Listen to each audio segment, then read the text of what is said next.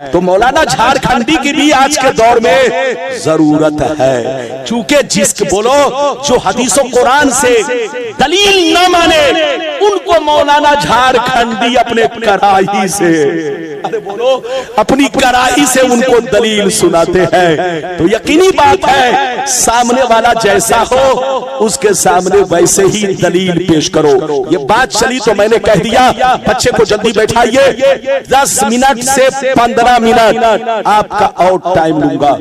इधर देखिए, नबी फरमाते एक मर्तबा अल्लाह रब्बुल इज्जत ने जिब्रील से कहा, किससे कहा? जिब्रील से कहा, ऐ जिब्रील जाओ फला बस्ती वालों को हिलाक कर दो, फला बस्ती वालों पर जमीन पलट दो, कोई बच न सके, न बूढ़ा बचे, न बच्चा बचे, न औरतें बचे, उनके मकान को गिरा दो, जलजला पैदा कर दो, जमीन पलट दो, उनको जमीन में फंसा दो। ये किसने कहा? जल्दी बोलो। अल्लाह ने जिब्रील से कहा। तो जिब्रील ने कहा, परवरदिगार उस बस्ती में एक नेक बंदा रहता है, उस बस्ती में तेरा एक नेक बंदा रहता है, ये अल्लाह कभी तेरी नाफरमानी नहीं की, हर वक्त तेरी इबादत करता है, हर वक्त तुझसे मोहब्बत करता है, हर वक्त तुझको याद करता है। अल्लाह अगर मैं बस्ती वालों पर अजाब उतारूंगा, बस्ती को पलटूंगा, तो वो नेक बंदा भी तेरे अजाब की जद में आ जाएगा, वो नेक बंदा भी हिलाक हो जाएगा, मर जाएगा, उसका खानदान तबाह हो जाएगा। तो अल्लाह ने क्या फरमाया कि उस नेक बंदे को भी हिलाक करो, उस पर भी उसका मकान पलट दो, जमीन पलट दो, तहस नहस कर दो, क्योंकि वो मकान में चुपचाप बैठा रहा, मेरी इबादत करता रहा, खुद को बुराई से बचाता रहा, लेकिन गांव वालों को कभी बुराई से ना बचा सका। गांव के लोग जुल्म करते रहे, गांव के लोग अय्याशी करते रहे, गांव के लोग पाप पे पाप करते रहे, मोहल्ले के लोग गुनाह पे गुनाह करते रहे, लेकिन ये घर में घुसकर सिर्फ इबादत करता रहा, मेरे बंदों को गुनाहों से नहीं रोका, मेरे बंदों को गुनाहों से नहीं बचाया। तो कान खोलकर सुन लो, मेरा अज़ाब पूरी बस्ती पर भी आएगा और उस नेक आदमी पर भी आएगा कि खुद तो नेक काम किया मगर मेरे बंदों को ना बचाया, मेरे बंदों को बुराई से ना रोक सका। तो इस हदीस से पता चला, इधर देखिए, ये मत सोचिएगा कि हम नमाज पढ़ते हैं तो बस हम जन्नत में चले जाएंगे, हम रोजा रखते हैं तो जन्नत में चले जाएंगे। जन्नत में उसी वक्त जाएंगे कि आप खुद भी नमाज पढ़े, बच्चों से भी कहे नमाज पढ़ो, आप खुद भी नमाज पढ़े, बीवी से भी कहे नमाज पढ़ो, आप खुद नमाज पढ़े, अपने मोहल्ले वालों से भी कहे नमाज पढ़ो, खुद भी बुराई से बचे, बच्चों को भी बचाए, बीवी को भी बचाए, माँ बाप को भी बचाए, अपने दोस्त अहबाब को भी बुराई से बचाए, तब आप जन्नत में जाएंगे। एक मोमिन की शान ये है, तामुरून बिल मारूफ व तनहौना अनिल मुनकर, तुम्हारी शान ये है कि नमाज तो पढ़ो, रोजा रखो, हज करो, ज़कात दो, मगर तुम्हारी शान ये है कि जहां तुम रहो लोगों को अच्छाइयों का हुक्म दो और बुराइयों से उनको रोकते रहो। अगर तुम ऐसा करते रहोगे तो तुम खुद भी जन्नती, बस्ती वाले भी जन्नती। लेकिन अगर खुद मुर्गा खाते रहे, दूसरा भूखा मरता रहा, तुम खुद नमाजी बन गए लेकिन बेटा डकैत बन गया, बेटा चोर बन गया, मोहल्ले के लोग शराबी बन गए, लेकिन तूने कभी नहीं रोका, तो वो शराबी भी जहन्नम में जाएगा, तुम भी जहन्नम में जाओगे। तुम्हारी जिम्मेदारी थी रोकना। अगर वो नहीं मानता तो बात अलग होती, लेकिन अपना फर्ज तो आप निभाते। तामुरूना बिल मारूफ व तनहौना अनिल मुनकर, तुम्हारी शान ये है कि तुम अच्छाइयों का हुक्म दो, बुराइयों से रोको। अल्लाह आपको सलामत रखे, आबाद रखे। जहां रहिए मुसलमान बनकर रहिए, जहां रहिए मस्जिद को आबाद रखिए, अपनी जिंदगी को सही रखिए, माँ बहनों को पर्दे में रखिए, पर्दे में। कसम खुदा ये औरतें घर की इज्जत है, इज्जत। अगर इस इज्जत में आग लग गई तो पूरा खानदान बदनाम होगा। अल्लाह ने मुसलमानों पर पर्दा फर्ज किया। क्या किया? जल्दी बोलो। पर्दा फर्ज किया। पर्दा फर्ज क्यों किया? बोलो। लोग कहते हैं ये इस्लाम में जुल्म है। ये जुल्म नहीं है। औरत को, अरे बोलो, औरत को सुरक्षित रखना है, औरत की हिफाजत करनी है। जब किसी को बचाना हो तो उसके आगे पीछे 100 बॉडीगार्ड चलता है। हमारे देश के प्रधानमंत्री के आगे पीछे हजारों बॉडीगार्ड चलता है कि कहीं दुश्मन हमला ना कर दे। तो दुश्मन की हिफाजत, अरे बोलो, दुश्मन से बचने के लिए चारों तरफ बॉडीगार्ड लगाया जाता है। ऐसे ही औरतों की इज्जत को बचाने के लिए इस्लाम ने उसके लिए जो सबसे बड़ा बॉडीगार्ड रखा है वो इसका पर्दा रखा है। पर्दा, ये औरतों का पर्दा औरतों के लिए बहुत बड़ा बॉडीगार्ड है। जिसने पर्दे में अपने आप को रखा वो औरत सुरक्षित है, वो औरत बाहिफाजत है। लेकिन जिसने अपने आप को बेहया बना लिया, बेशरम बना लिया, पर्दा को उतार कर फेंक दिया, कसम खुदा चोरों की उस पर नजर पड़ेगी, शराबी की उस पर नजर पड़ेगी, अय्याश की उस पर नजर पड़ेगी। तो अगर तुम अपने आप को सेफ रखना चाहते हो, महफूज रखना चाहते हो, औरतों की इज्जत बढ़ाना चाहते हो, तो याद रखो उसको पर्दे में रखो। पर्दा औरतों के लिए बॉडीगार्ड है, बॉडीगार्ड। जैसे बॉडीगार्ड आदमी की हिफाजत करता है, ये पर्दा भी औरतों की हिफाजत करता है। जो कहता है कि इस्लाम में पर्दा ये बहुत बड़ा औरत को जंजीर में जकड़ने की तरह, वो पागल है। जो अपनी औरतों को जानवर की तरह समझते हैं वो ऐसा कहे। हम तो अपनी औरतों को जानवर नहीं, हम अपनी औरतों को हीरे से भी ज्यादा कीमती समझते हैं, जौहर से भी ज्यादा कीमती समझते हैं। हमारी माँ बहने ये सोने से भी ज्यादा कीमती है। और सोना को छुपा के रखा जाता है, सड़कों पर फेंका नहीं जाता। इंसान अपने घर में सोना को जमीन के अंदर रखता है, बॉक्स के अंदर रखता है, सोने को बहुत छुपा के रखता है, हीरे जवाहरात की इज्जत करता है कि कहीं चोरों की नजर न पड़ जाए। तो ये औरतें सोने से भी ज्यादा कीमती है, हीरे से भी ज्यादा कीमती है, लालो गोहर से भी ज्यादा कीमती है। और जब कीमती है तो इनको छुपा के रखो। और छुपा के रखना यह है, इनको साड़ी मत पहनाओ, इनको शलवार कमीज पहनाओ। ये इस्लामी कपड़ा नहीं है।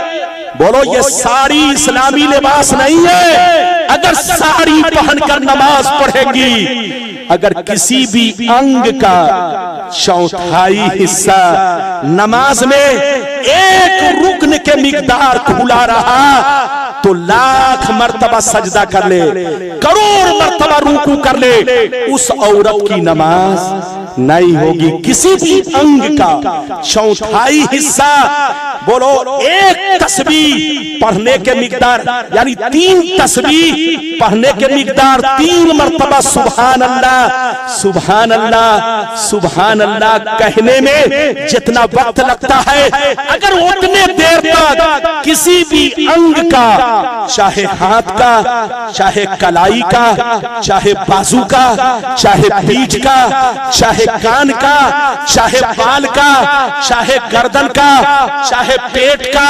अंग का कोई भी हिस्सा अगर 4 उंगली के बराबर अगर नमाज में एक रुकन के मिकदार 3 मरतबा तस्बीह पढ़ने के मिकदार खुला रहा, औरत नहीं ढक सकी तो करोड़ मरतबा भी सजदा कर ले, नमाज नहीं होगी। तो औरत अगर नमाज सही पढ़ना जानती है तो साड़ियां पहनना बंद करे। ये साड़ियां, बोलो, ये साड़ी जो है ये हमारा लिबास नहीं है, मुसलमानों का लिबास नहीं है। मुसलमान बीवियां, मुसलमान बेटियां अपने लिए शलवार बनवाए और लूज, बोलो, लूज कमीज पहनाए, बोलो, लूज कमीज बनवाए ताकि बदन पर्दे में रहे और अपने आप को निकाब में ढाले, पर्दे में रखे। क्योंकि औरतों के लिए सबसे बड़ा बॉडीगार्ड पर्दा है, पर्दा। एक बात कहूं, इजाजत है? कहां जा रहे हैं? मौलाना को लाने। तो इतने हुजूम के साथ इधर देखिए, लग रहा है मौलाना को पकड़ने जा रहे हैं, ये लाने नहीं जा रहे। लाने जाते तो एक आदमी, लेकिन ये पकड़ने जा रहे हैं, इसलिए 10 आदमी जा रहे हैं। आजकल लोग मौलाना को लाते नहीं, अरे बोलो, पकड़ते हैं। जब इस जलसे से जाएंगे तो अकेले नहीं, बोलो, कई आदमी जाएंगे? जल्दी बोलो, 10-20 आदमी। अच्छा, एक बात बताओ, तकरीर खत्म, 5 मिनट एक बात बताओ, कोई फल ऐसा दिखाओ जिस पर छिलका न हो। अरे बोलो बोलो बोलो, दुनिया में जितने फल हैं, अरे जोर से बोलो, जितने फल तुम खाते हो, अरे बोलो, खाते हो? आम खाते हो, अरे बोलो, केला खाते हो, जामुन खाते हो, लीची खाते हो, अरे बोलो, खजूर खाते हो, अनार खाते हो, सेब खाते हो, आप तरह तरह का फल खाते हो। अल्लाह ने बेशुमार नेमतें इस दुनिया में उतारी हैं, बेशुमार नेमतें अल्लाह ने पैदा किया है। मैं आप लोगों से एक क्वेश्चन करना चाहता हूं, कोई फल ऐसा दिखाओ जो बगैर छिलके के हो। और बोलो, है कि आदमी तोड़े और टप से मुंह में रखे और निगल जाए, उसको छीलना ना पड़े। कोई ऐसा फल है? अरे बोलो, कोई ऐसा फल है जिस पर छिलका ना हो? अरे बोलो, अगर है भी जिसको बगैर छिलके के या छिलके के साथ खाया जाता है, वो है जैसे कि जामुन है, बोलो, अंगूर है, जिसका बारीक छिलका है। लेकिन मेरे कहने का मतलब ये है, कोई फल बगैर छिलके के है नहीं है। जिसको तुम इधर देखो, अल्लाह ने फलों पर छिलका क्यों पैदा किया? आपको मालूम है? ये छिलका फलों का बॉडीगार्ड है। अरे जोर से बोलो, ये छिलका फलों पर पर्दा है, पर्दा। अल्लाह ने, अरे बोलो, अल्लाह ने परिंदों से हिफाजत करने के लिए, कीड़े मकोड़ों से हिफाजत करने के लिए फलों पर अल्लाह ने क्या लगाया? जल्दी बोलो, पर्दा डाला। कोई भी फल बगैर छिलके के नहीं है। जिसको तुम छिलका कहते हो, ये फलों का पर्दा है, पर्दा। ये अल्लाह ने फलों को पर्दे में रखा ताकि आपके मुंह तक सही सलामत पहुंचे। अरे बोलो, आपके मुंह तक सही सलामत पहुंचे। तो ये फलों का छिलका उसके लिए पर्दा है, पर्दा। अल्लाह ने फलों पर छिलका इसलिए रखा ताकि फलों की हिफाजत कीड़े मकोड़ों से, अरे बोलो, कीड़े मकोड़ों से फल महफूज रहे, चूंटियों से महफूज रहे, परिंदों से महफूज रहे। तो याद रखिए, जैसे अल्लाह ने फलों को, अरे बोलो, पर्दे में रखा, ऐसे औरतों को भी, बोलो, इनकी इज्जत बढ़ाने के लिए, इनका मकाम बढ़ाने के लिए अल्लाह ने इनको भी पर्दे में रहने का हुक्म दिया। एक बात और कहूं, इजाजत है? अरे बोलो, इजाजत है? लेकिन लगता है कि आप लोग थक गए। थके तो नहीं है? अरे बोलो, थके तो नहीं है? थके नहीं है तो हाथ उठाकर बोलो सुभान अल्लाह, और जोर से बोलो। 5 मिनट एक कीमती बात कहना चाहता हूं, इधर देखिए। जब कोई अपनी बीवी को 3 तलाक दे देता है, क्या दे देता है बोलो, तो इस्लाम ने कहा कि अगर अल्लाह के कुरान ने कहा, अल्लाह ने फैसला फरमाया कि अगर वो बीवी जिसको तुमने 3 तलाक दिया है, अगर तुम उससे दोबारा निकाह करना चाहते हो तो पहले उस बीवी का निकाह दूसरे मर्द से होगा।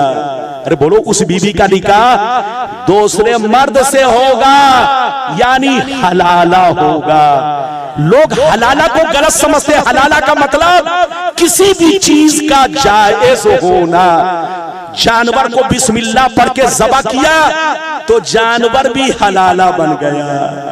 जोर से बोलो, किसी भी चीज को जायज करना, अरे बोलो हलाल तरीके से इस्तेमाल करना, उसको हलाला बोलते हैं। तो मेरी तरफ देखो, अल्लाह ने 3 तलाक देने वाले मर्दों को हुक्म दिया कि तूने गुस्से में अपनी बीवी को 3 तलाक दिया है, अब उस औरत की जान को खतरा है, उस औरत की जान को तुमसे खतरा है, खतरा। ये हिकमत है, ये राज है, गौर से सुनिए। क्योंकि गुस्से में उसने 3 तलाक दिया है। हो सकता है सियासत खेल करके उस औरत को जहर पिला दे, उस औरत का मर्डर कर दे। इसलिए इस्लाम ने उसकी हिफाजत के लिए उसका बॉडीगार्ड पहले तैयार किया। अरे जल्दी बोलो, पहले उसका बॉडीगार्ड तैयार किया। ये दूसरे निकाह करने का जो हुक्म दिया, ये दूसरा निकाह तुमको देखने में लग रहा है, लेकिन हकीकत में पहले वाले शौहर ने गुस्से में उस औरत को 3 तलाक दिया है। तो हो सकता है अगर इससे फौरन निकाह करवा दिया जाता तो ये मर्द हो सकता है उसकी जान से खेलता, उसका गला दबा देता, उसका मर्डर कर देता। इसलिए अल्लाह ने उसकी आजमाइश के लिए, उसका इम्तिहान के लिए और उसके दिल में और औरत की मोहब्बत पैदा करने के लिए अल्लाह ने हुक्म दिया कि पहले इसका दूसरे मर्द से निकाह होगा। ये दूसरे मर्द से निकाह जो तुम देख रहे हो, अल्लाह ने उस औरत के लिए बॉडीगार्ड बना दिया। क्या बना दिया, जल्दी बोलो, बॉडीगार्ड बना दिया, ताकि पहले वाला शौहर इसकी जान न ले सके। इसको आजमाया जाए कि वाकई ये दोबारा जो उसको लाना चाहता है, दिल से लाना चाहता है कि खेल करना चाहता है, उसकी जान लेना चाहता है। तो अल्लाह ने इसको आजमाने के लिए दूसरे मर्द से निकाह करने का हुक्म दिया, ताकि औरत की जिंदगी बेकार ना हो, औरत की जिंदगी बर्बाद ना हो और उसकी जान को खतरा ना हो। अल्लाह ने हुक्म दिया इसका निकाह करो, पहले ये हलाला करे, अपनी जिंदगी को दूसरे आदमी, दूसरे मर्द से निकाह करके अपनी जिंदगी को उनकी हिफाजत में दे दे और कुछ दिन तक पहले वाले शौहर का इम्तिहान ले कि गुस्सा अभी भी ठंडा हुआ कि नहीं, कि अंदर से शोला भड़क रहा है। अरे बोलो, जब दूसरे मर्द से निकाह होगा तो औरत बेफिक्र रहेगी, क्योंकि उसकी जिंदगी बर्बाद नहीं होगी, उसका खर्चा पानी उसको मिलता रहेगा और वो दूसरा वाला शौहर उसका बॉडीगार्ड बनकर रहेगा। पहले वाले शौहर के खतरा से वो बचाता रहेगा। ये अल्लाह ने इसीलिए हुक्म दिया। आज कुफ्फार और मुशरिकीन हलाला का मजाक उड़ाते हैं और ये मुसलमान कमजोर जिनका ईमान है वो हलाला को गलत समझते हैं। अबे पगला, जिसको तुम हलाला कहते हो, ये दूसरे मर्द से निकाह करना है, ज़िना करना नहीं है। जोर से बोलो, ये ज़िना नहीं करना है। वो और लोग हैं कि जिनके यहाँ ज़िना होता है। हमारे यहाँ हलाला, हलाल का मतलब उसका निकाह होना।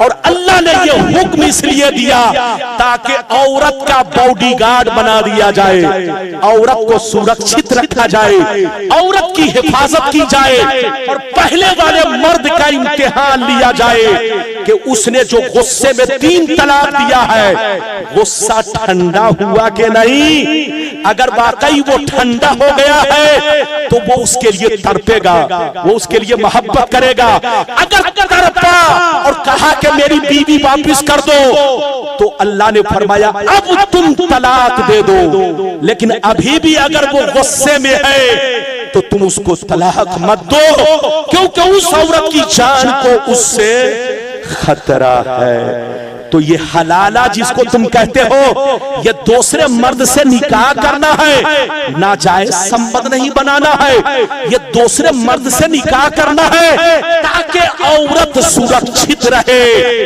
औरत बेयारो मददगार ना रहे। अल्लाह ताला ने औरतों का बॉडीगार्ड बना दिया ताकि इसकी जान को पहले वाले शौहर के माँ बाप से खतरा ना हो, भाई से खतरा ना हो, खुद इसके शौहर से खतरा ना हो। अगर फौरन उससे निकाह कर दिया जाता तो हो सकता है 2 दिन के बाद वो औरत का गला दबा देता, औरत को जहर दे देता, औरत का मर्डर कर देता। अरे बोलो, तो अल्लाह ने औरत की हिफाजत के लिए हलाला का हुक्म दिया। ये हलाला नहीं, ये देखने में आपको जो लग रहा हलाला, ये हकीकत में अल्लाह ने औरत का बॉडीगार्ड बना दिया, दूसरा मर्द बना दिया, दूसरा शौहर बना दिया। ये तलाक देने वाला क्या समझता है ये औरत तुम्हारी मोहताज है? नहीं, तुम औरत के मोहताज हो। इसलिए औरत की कदर करो, औरत की इज्जत करो, औरत से मोहब्बत करो। ये घर की खिलौना नहीं है, ये घर की बहार है, ये घर की खिलौना नहीं है, ये तुम्हारे घर की रोशनी है, ये घर की खिलौना नहीं है, ये तुम्हारे नस्लों को बढ़ाने वाली है, ये तुम्हारी खिलौना नहीं है, ये तुम्हारे रिश्ते को मजबूत करने वाली है। तो हलाला जिसको कहते हो, हलाला का मतलब हलाल होना।